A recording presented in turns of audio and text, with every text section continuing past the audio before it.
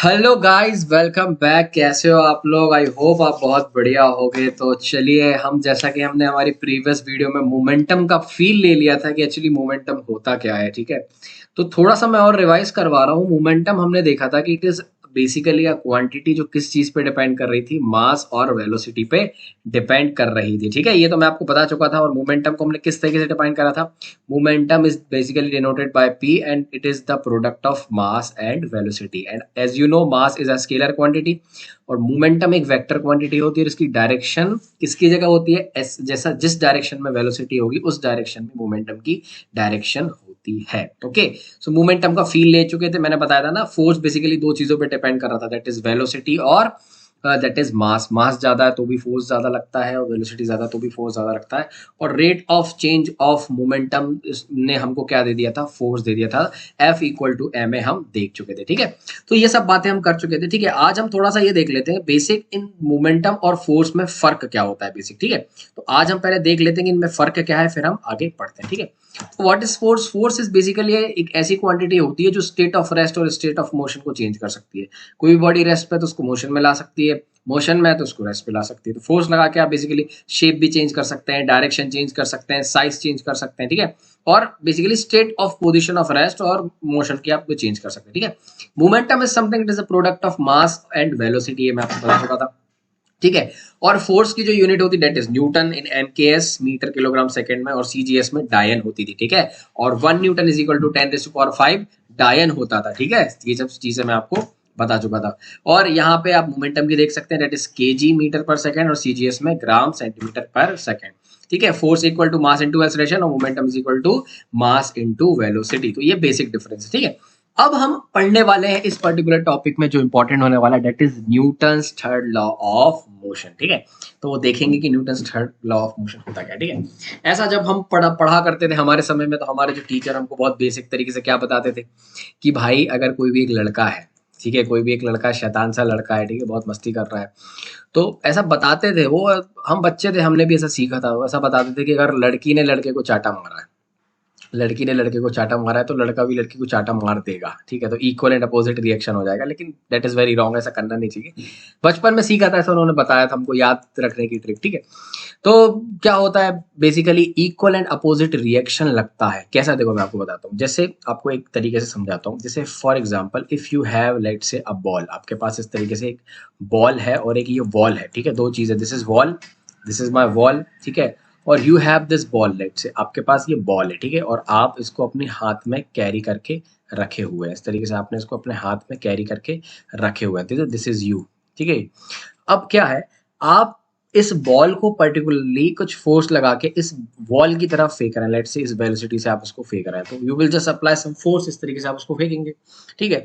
तो क्या होगा, ये बॉल इधर जाएगी जाएगी जाएगी और इस वॉल से टकराएगी, समझ में आया? टकराएगी तो कहीं ना कहीं ये जो बॉल है ये इस बॉल पे फोर्स लगाएगी। तो this will be the basically force on ball, this due to ball, this is written by F W B, ठीक है। अब क्या होगा, अगर ये तुम देखोगे बॉल किसी फेंको तो ये बॉल टकराने के बाद, ये यहाँ पे टकराने के बाद ऑब्वियसली ये कहाँ जाती है? इधर जाएगी, ठीक है। तो जब ये बॉल इससे टकराई तो इसने किस पे फोर्स लगाया? इस बॉल पे पर्टिकुलर फोर्स लगाया, that is the F W B जो मैंने कहा, ठीक है।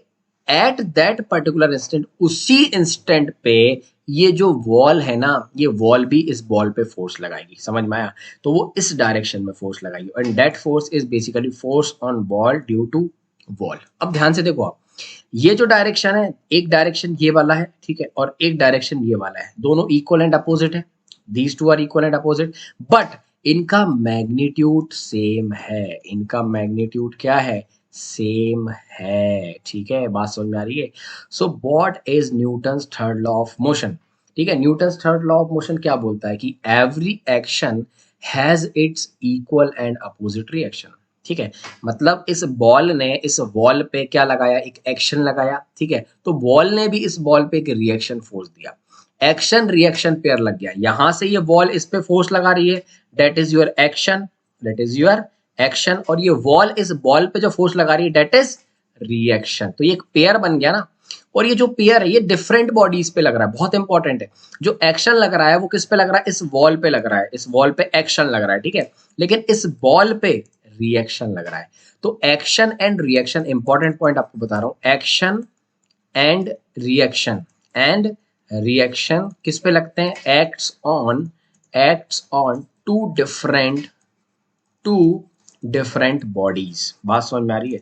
सेकेंड इंपॉर्टेंट पॉइंट क्या है कि they are equal and opposite, they are equal and opposite to each other. वो इक्वल होते हैं और अपोजिट होते हैं। I am talking about action and reaction pair. ठीक है, बात समझ में आ रही है? मैंने आपको न्यूटन्स थर्ड लॉ से रटवाया नहीं है। सब लोग बोलते हैं Newton's third law, every action has equal and opposite reaction. ठीक है, मैंने आपको फील दिया है कि आप किसी भी चीज पे एक्शन करेंगे, आप फोर्स लगाएंगे तो आपको एक रिएक्शन मिलता है। ठीक है, आपको क्या मिलता है? एक रिएक्शन मिलता है। तो that is all about Newton's third law. ठीक है, आई होप आपको समझ में आया होगा, है ना, बहुत अच्छे तरीके से। अब देखो यहाँ पे अगर मैं और थोड़ा डीपली जाऊं तो ये जो मैं एनालाइज करने वाला हूँ, ये जब मैं बड़ा हुआ, जब मैंने फिजिक्स सीखी, जब मैंने एनालाइज किया था ये चीज। देखो अब ये जो वाला एग्जांपल जो मैंने दिया ना आपको, वॉल और बॉल वाला, वो लोग सब लोग एग्जांपल इस वाला देते, लेकिन मैं थोड़ा सा और आपको एक जगह फील करवाना चाहता हूँ कि यार एक्शन रिएक्शन पे देखो एक जगह और लग गया। ठीक है, कैसे? देखो बताता हूँ। जब इस पर्टिकुलर बॉय ने इस वॉल को हाथ में रखा, ठीक है, इस बॉल को हाथ में रखा और इस बॉल को इसने फोर्स लगा के इस डायरेक्शन में फेंका। ठीक है, तो ध्यान से देखना, डीपली बता रहा हूं। अगर आप इस पॉइंट को जूम करो, आप इस पर्टिकुलर पॉइंट को जूम करो, तो ये उसका हाथ है, ये बॉल है। तो पर्टिकुलर हुआ क्या? इस हाथ ने इस बॉल पे इस तरह फोर्स लगाया, तो उसको आप बोलोगे एक्शन। ठीक है, बेसिकली न्यूटन थर्ड लॉ यहीं लग गया। जब उसने बॉल को फेंका ना, तो न्यूटन का थर्ड लॉ वहीं लग गया। सब लोग समझाते हैं कि वो बॉल वॉल से टकराएगी फिर लगेगा, वो तो ऑब्वियस है। लेकिन जब आप देखते हो ना चीजों को, बारीकी से देखते हो, तो आप समझते हो चीजों को।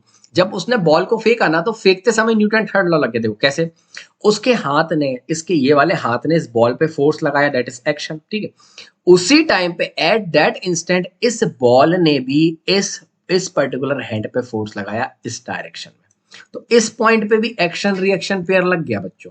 इस पॉइंट पे भी एक्शन एंड रिएक्शन पेयर हो चुका है। समझ में आया? और वो एक्शन और रिएक्शन पेयर इक्वल और अपोजिट है। ठीक है, आप देख रहे हो, आप हमेशा देख रहे हो अपोजिट जा रहा है। ठीक है, so this is all about Newton third law. What is Newton third law? Newton third law बोलता है कि every action has equal and opposite reaction. बात समझ में आ रही है? इसको थोड़ा अंग्रेजी में देख लेते हैं। The third law of the motion states that every action force has an equal and opposite reaction force. ठीक है, और वो साइमल्टेनियसली लगता है। जब एक्शन लगेगा तुरंत रिएक्शन लगेगा। ठीक है, जब एक्शन लगेगा तुरंत रिएक्शन लगेगा, कोई बाद में नहीं आएगा। There is no time difference. ठीक है, एट एन इंस्टेंट साइमल्टेनियसली लग जाता है। ठीक है, बिल्कुल समझ में। जैसे कि आपने देखा होगा ना, ये रॉकेट का example, the fuel of the gas off the rocket expert, इस तरीके से देखो, ये रॉकेट रहता है आपका, है ना, ये रॉकेट रहता है, ऐसा रॉकेट रहता है। ठीक है, तो इसमें बहुत सारी गैसेस रहती हैं, इसमें बहुत सारी गैसेस इवॉल्व होती हैं, बहुत सारा फ्यूल रहता है हमारे पास बहुत सारा फ्यूल रहता है। और वो बेसिकली ऐसे सब्सटेंसेस रहते हैं जो बर्न होते हैं, जो क्या होते हैं? बर्न होते हैं। तो जैसे ये बर्न होते हैं ना, नीचे गैसेस निकलती हैं। नीचे क्या निकलती है? गैसेस। तो वो नीचे ग्राउंड पे एक एक्शन फोर्स लगाती हैं। क्या लगाती है? Action force. बात समझ में आ रही? तो पर्टिकुलर एक रिएक्शन फोर्स अपने आप लग जाता है, अपने आप रिएक्शन फोर्स डेवलप हो जाता है। और this reaction force helps this rocket to move upwards. कहाँ जाता है रॉकेट? ऊपर चल जाता है। ठीक है, आपने रॉकेट छोड़ा होगा ना यार। पहली बात तो मैंने रॉकेट आज तक सीधा छोड़ा नहीं। जो दिवाली वाला रॉकेट आता है ना, हम लोग तो भाई आड़ा छोड़ते थे, सड़क पे आड़ा रख देते थे। ठीक है, लेकिन जो रॉकेट अगर आपने देखो ना, इस तरीके से रॉकेट रहता है, इस तरीके से ऐसा रहता है। ठीक है, और यहाँ पे उसकी बत्ती रहती है, तो उसको आप जलाते हो, तो इसमें बहुत सारा बारूद भरा रहता है। तो वो बारूद जलता है, तो वो नीचे जो गैसेस है ना, गैसेस छूटती हैं, वो नीचे फोर्स लगाती है, दैट इज एक्शन। और एक रिएक्शन पेयर डेवलप हो जाता है ऊपर की तरफ। तो रॉकेट कहाँ जाता है? ऊपर जाता है। और जैसे ही गैस खत्म हो जाती है, तो वो फिर जाना बंद कर देता है। तो एक पर्टिकुलर पॉइंट पे, हाईएस्ट पॉइंट पे, उसकी जो फाइनल वेलोसिटी है वो हो जाती है 0। फिर उसके बाद वो क्या करने लगता है? फ्री फॉल करने लगता है। क्या करने लगता है? फ्री फॉल करने लगता है। और लकड़ी अकेली, और जो ऊपर का कवर है वो नीचे आके गिर जाता है ना। तो this is all about Newton third law, है ना। तो न्यूटन थर्ड लॉ यही होता है। ठीक है, तो जैसा मैंने बताया, earth in turn exerts an equal and opposite force which will propel the rocket into space. तो वो ऊपर चला जाता है। ठीक है, अब एक एग्जांपल से समझते हैं बेसिकली, है ना। इसको क्या बोलते हैं? ट्रैम्पोलाइन बोलते हैं क्या? हाँ ठीक है, हमने तो बहुत नहीं खेला है। हमने तो मिक्की माउस करके एक चीजें आती थी इस समय, तो हम उस पर उचका करते। ठीक है, तो एक बॉय है लेट से, वो इस तरीके से कूद रहा है, आपको दिख रहा होगा ना, इस तरीके से कूद रहा है। ठीक है, तो वो कर क्या रहा है? बेसिकली देखो, दिख रहा है आपको, बहुत ऑब्वियस सा है। इसका जो पैर है ना, वो इस पर्टिकुलर इस टेम्पलेट पे नीचे की तरफ फोर्स लगा रहा है, नीचे की तरफ फोर्स लगा रहा है। तो क्या होगा? जो बालक है, जो इंसान है यहाँ पे, जो आपको दिख रहा है क्यूटू सा बच्चा, ये क्या कर रहा है? नीचे इस टेम्पलेट पे फोर्स लगा रहा है। ठीक है, that is action, that is your action. तो क्या होगा कि टेम्पलेट भी इस बॉय पे फोर्स लगाएगी ऊपर की तरफ, डेट इज रिएक्शन। तो भाई ये आपको देखेगा ना, ये आदमी जो ये जो बच्चा है थोड़ा सा कहाँ ऊपर चला जाता है, ठीक है। अब देखो मैं आपको करके दिखाता हूँ, ये ऊपर चला जाएगा, ठीक है। आपने देखा ना, ये ऊपर गया, ये गया ऊपर गया, ये ऊपर गया, ये ऊपर गया, समझ में आया। तो जो है ना हमारा ट्रैम्पोलाइन भी इस पे इक्वल एंड अपोजिट फोर्स लगाएगी, समझ में आया। इसकी वजह से वो कहाँ चला जाएगा, ऊपर चला जाएगा, समझ में आया। बहुत सही खेल रहे हो तुम, समझ रहे हो चीजों को, ठीक है। ये देखो ये देख रहे हो कि हो क्या रहा है, हो क्या रहा है, समझना कोशिश करना समझने की, ठीक है, बहुत इजी है। वो क्या कर रहा है, ये ट्रम्पोलाइन पे फोर्स लगा रहा है नीचे, that is creating an action pair, ठीक है। वैसे ही एट द सेम टाइम ये ट्रम्पोलाइन भी इस पे फोर्स लगाएगी, डेट इज रिएक्शन पेयर, ठीक है। तो एक्शन और रिएक्शन पेयर इक्वल समय पे लग रहा है, साइमल्टेनियसली लग रहा है, ठीक है।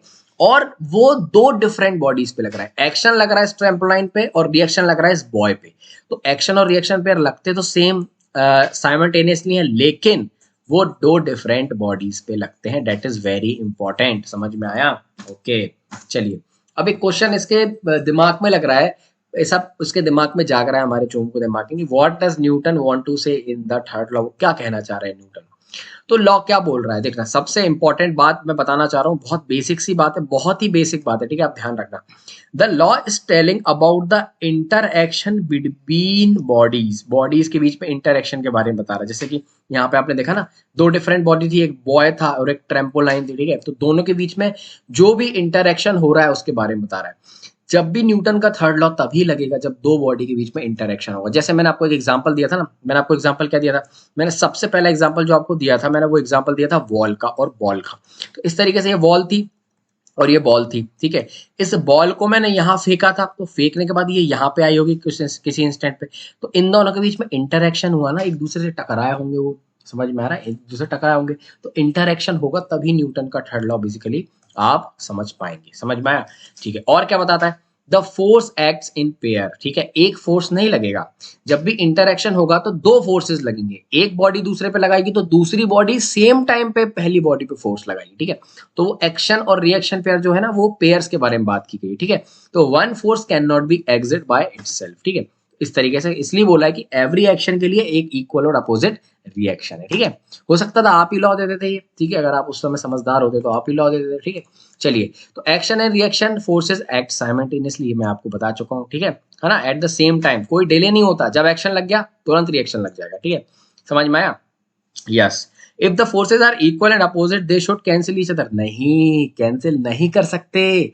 देखो बहुत ही बेसिक बात लिखी है, देखो ध्यान से देखना, कैंसिल कब करते, लेट से अगर मेरे पास कोई भी एक मास होता, ठीक है, ध्यान से समझना, इक्वल एंड अपोजिट लग रहा है तो सर कैंसिल क्यों नहीं कर रहा है, ध्यान से देखना, इसका आंसर दे रहा हूं। अगर आपके पास ये ब्लॉक है, इसके पास मास m है, ठीक है, इस पे फोर्स लग रहा है यहाँ पे F equal to M a for example, लेकिन सेम फोर्स अगर मैं इस डायरेक्शन में लगा दूं F equal to M a, ठीक है, अपोजिट डायरेक्शन में लगा दूं, तो ये फोर्स कैंसिल आउट हो जाएंगे, यस ये कैंसिल आउट हो जाएंगे। क्यों हो जाएंगे, क्योंकि ये सेम बॉडी पे लग रहे हैं, क्योंकि ये सेम बॉडी पे लग रहा है, ठीक है। Action reaction pair cancel out क्यों नहीं होंगे, क्योंकि वो दो डिफरेंट बॉडी पे लग रहे हैं। कैसे, दो बॉडी पे लग रहे हैं, समझ में आया। जब आपने इस तरीके से ये बॉल बनाई थी, ये आपने बॉल बनाई थी, जब इससे टकराई थी ना, तो ये जो बॉल है इस वॉल पे इधर फोर्स लगा रही थी, सिमिलरली ये वॉल और ये बॉल पे इधर फोर्स लगा रही थी, तो एक फोर्स लग रहा है बॉल पे, एक फोर्स लग रहा है बॉल पे, तो ये दो बॉडीज पे फोर्स लग रहा है इक्वल एंड अपोजिट, तो कैंसिल कैसे कर देंगे, समझ में आ रहा है। तो ये बहुत बेसिक था, ठीक है, तो दैट इज वेरी इंपॉर्टेंट, मैंने आपको आंसर दिया।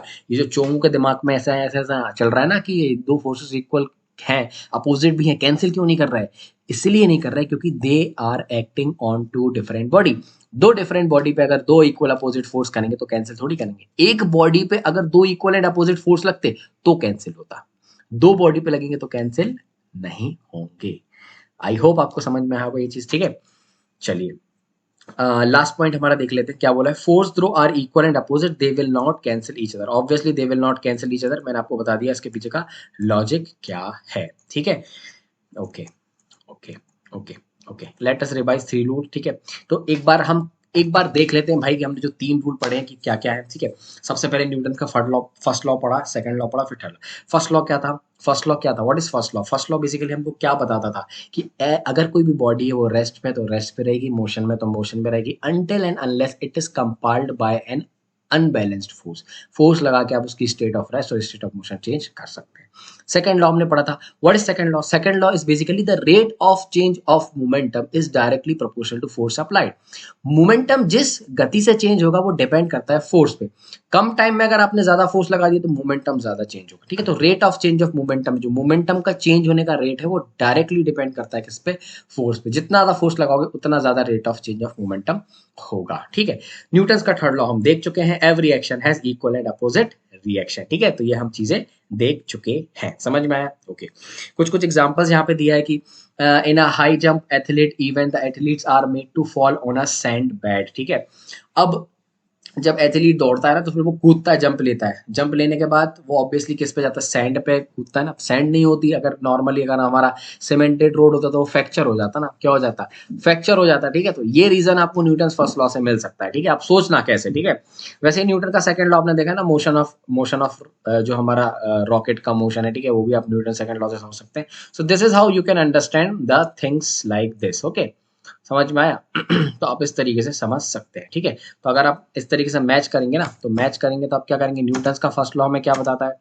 क्या बताता है? It gives about the idea of effects of forces के बारे में बताता है, ठीक है? तो इस तरीके से आप टेबल में ये सब चीजें देख सकते हैं, ठीक है? चलिए अब क्वेश्चन देख लेते हैं। Since action and reaction forces are always equal in magnitude and opposite in direction, how can anything ever be accelerated, ठीक है? और इस तरीके को कैसे समझ सकते हैं? Action and reaction are equal and opposite but even then they do not cancel each other. क्यों? आपको मैंने इसका रीजन बता चुका हूं, क्योंकि वो टू डिफरेंट बॉडीज पे लगते हैं। दे will not act at the same body. समझ में आया? इसी की वजह से उसका जो मैग्नीट्यूड है वो कैंसिल आउट नहीं होता है, ठीक है? चलिए, a man is at rest in the middle of pond on perfectly frictionless ice. How can he get himself to the shore? अगर कोई एक आदमी है वो अगर बीच में फंस चुका है, फॉर एग्जाम्पल पॉन्ड के, that is perfectly frictionless ice है, ठीक है? तो वो कैसे आ सकता है, कैसे जा सकता है? देखो, इसके लिए देखो एक एक लॉजिक सोचो। देखना, मैं आपको बताता हूँ, एक बहुत अच्छा एग्जाम्पल बताता हूँ। एक्चुअली जो पोलर बियर्स रहते हैं ना, पोलर बियर्स वो कहाँ पे रहते हैं? स्नो में रहते हैं, ठीक है? तो जब वो फंस जाते हैं, लेट से दिस इज आईसी सरफेस, अगर आईसी सरफेस में आपको एक लेट से यहाँ पे पोलर वियर है, this is my polar wear, ठीक है? उसको इस पॉइंट से इस पॉइंट पे जाना है, तो पोलर वियर कभी भी खड़े होके नहीं जाता है। वो अपना जो कदम है ना, इस तरीके से यहाँ पे इस तरीके से खड़े होके इस आईसी सरफेस में नहीं जाता है। वो हमेशा स्लिप करके जाता है, खिसक खिसक के जाता है। वाई? इसका लॉजिक क्या है? देखो, उसका लॉजिक बताता हूँ। जब वो सरफेस पे लेट जाता है, ठीक है? जब वो सरफेस पे इस तरीके से प्रॉपर लेट जाता है, ठीक है? तो वो क्या करता है? उस सरफेस का एरिया बढ़ा देता है। क्या बढ़ा देता है? एरिया बढ़ा देता है। अब एरिया ऑब्वियसली बढ़ चुका है, एरिया बढ़ गया तो प्रेशर क्या होता है? कम लगता है, because pressure is equal to force upon area. बात समझ में आ रही है? उसने लेट के एरिया बढ़ा दिया तो प्रेशर क्या हो रहा है? कम लग रहा है। प्रेशर कम लग रहा है तो ये आइस का जो हमारा स्टोन जो भी बना हुआ है ना, फ्रीज, वो टूटेगा नहीं। वो क्या नहीं करेगा? टूटेगा नहीं। लेकिन अब सोच के देखो, अगर वो खड़े होके जाए तो इसके जो पैर है उसका एरिया बहुत कम, एरिया कम तो प्रेशर ज्यादा, प्रेशर ज्यादा तो वो आइस जो है वो ब्रेक हो सकता है। बात समझ में आ रही है? So this is the reason कि जो पोलर वियर है वो खिसक खिसक के जाते हैं, ठीक है? आप देखना, वीडियो है मेरे पास एक, मैं कि हुआ तो मैं आपको शॉर्ट्स में डाल दूंगा, ठीक है? तो पोलर वियर क्या करते हैं? खिसक खिसक के जाते हैं just to increase the area, ठीक है? तो ये रीजन आप समझ सकते हैं किससे? प्रेशर वाले कंसेप्ट से, है ना? आई होप समझ में आया होगा आपको, है ना? Okay. So this is all about our lecture. I hope you have understood all the things related to Newton's third law, है ना? आप न्यूटन्स थर्ड लॉ बहुत अच्छे से समझ चुके होंगे। And I hope you have enjoyed the lecture. Thank you so much for watching. Have a nice day. I love you all.